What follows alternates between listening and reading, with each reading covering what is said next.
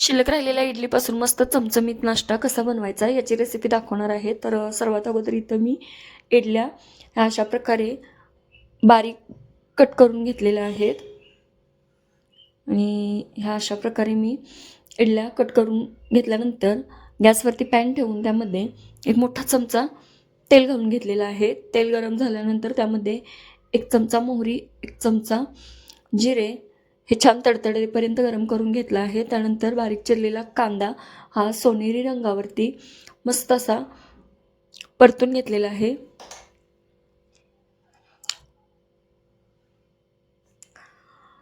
कांदा सोनेरी रंगावर परतल्यानंतर त्यामध्ये 8 ते 10 कढीपत्त्याची पानं, 2 लाल सुक्या मिरच्या, 1 चमचा हळद, 1 चमचा धने पावडर, 1 चमचा जिरे पावडर, थोडंसं लाल तिखट आणि जे कट केलेले इडलीचे काप होते ते मस्त घालून इथं फ्राय केलेले आहेत.